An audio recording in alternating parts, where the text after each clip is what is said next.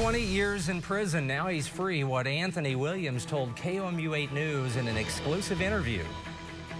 Moving money. MU works to shuffle funds after budget cuts.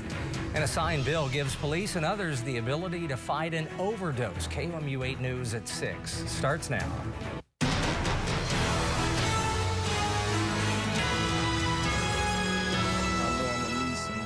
Some assistance and some people, a supportive community, and I think I'll have that here. A Missouri man wrongfully convicted of murder walks free after 20 years in prison. Good evening, everyone. I'm Jim Reek. And I'm Brittany Pieper. 34-year-old Anthony Williams went to prison in 1993 for the murder of 14-year-old Cortez Andrews outside a St. Louis dance hall. A Cole County judge overturned his conviction in June.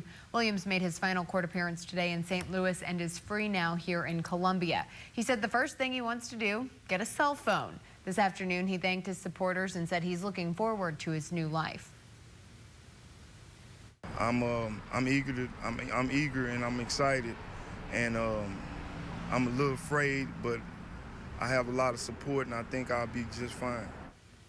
We'll have more from our exclusive interview with Williams at 9 and 10. KOMU 8's Amanda Weston will tell us what he has planned for the future.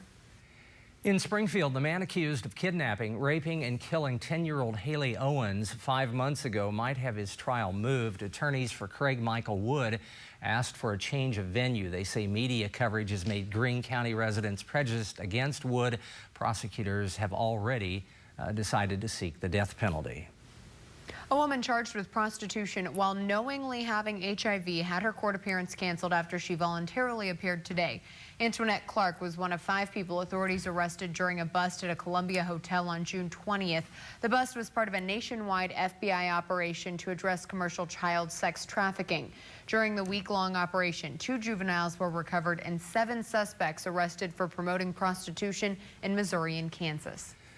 Boone County Sheriff's deputies have arrested a man in connection with a car chase in North Columbia late last night. Keith Shields, the driver, is currently in the Boone County Jail for second-degree assault, resisting arrest, and several traffic violations. Reports say his car ran through a red light when it reached Paris Road and hit 2 other cars. 2 passengers jumped out of Shields' car and ran off.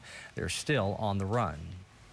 Governor Nixon announced state budget cuts, and today we're learning those cuts will take $3.8 million out of MU's budget next fiscal year. Those cuts are affecting several MU departments this afternoon.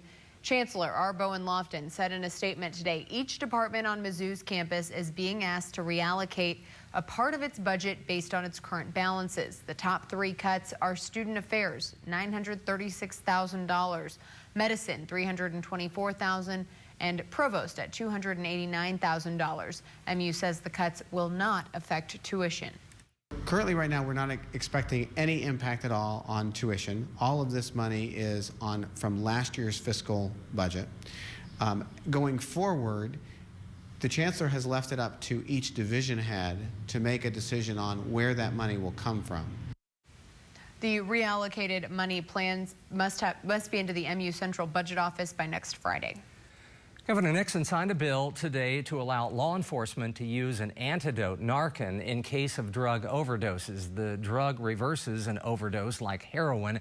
KOMU 8's Brittany Rendak is in the studio to tell us why firefighters applaud the new law.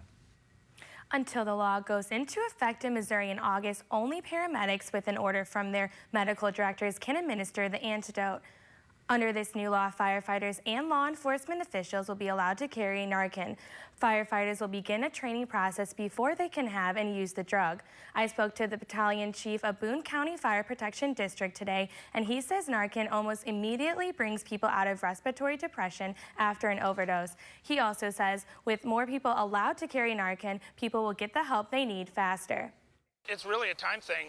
When people go into that respiratory depression because of an overdose, if you are not reversing that or treating those symptoms very, very quickly, that patient's chance of survival diminishes very rapidly. The law will go into effect August 28th, but Bloomkamp says he does not know if they will be done with the training in time. Religion in school is usually a controversial mix. Today, Governor Nixon signed another bill that will protect students' religious expressions at public schools. The bill signed today says students cannot face discrimination for expressing their religious views in homework, artwork, or other assignments. Students may also pray in school and wear clothing with a religious message. And student religious groups must be given the same access to school facilities as other kinds of extracurricular groups. Next month, Missouri voters will decide a new gun law which could make it easier for owners to fight infringement upon their right to carry.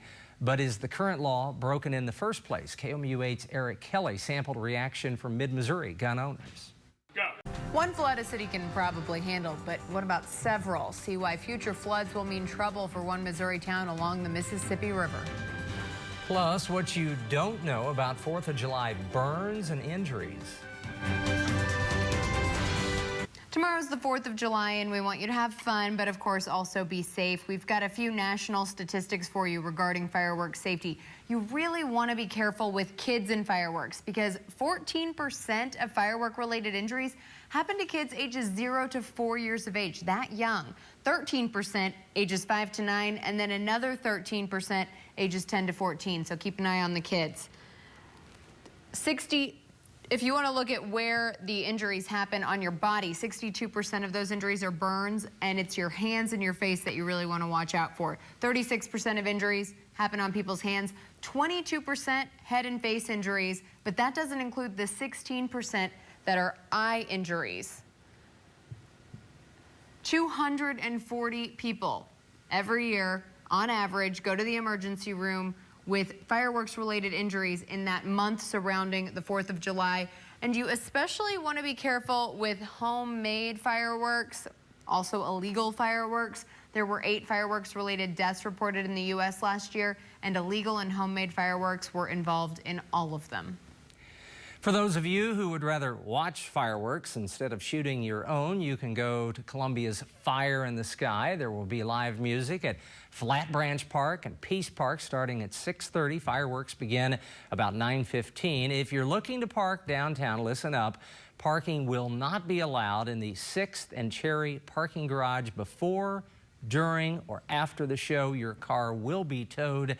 The garage is needed for the fireworks show. Back in a moment.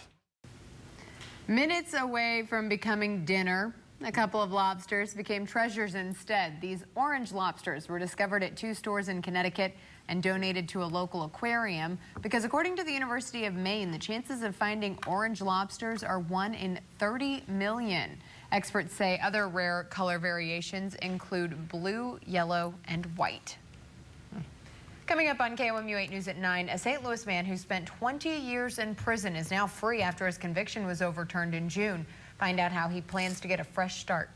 Plus, today was the last day for public feedback on MoDOT projects that might happen if the state transportation sales tax is passed by voters next month. That's coming up on KOMU 8 News at 9 and 10. Rosie?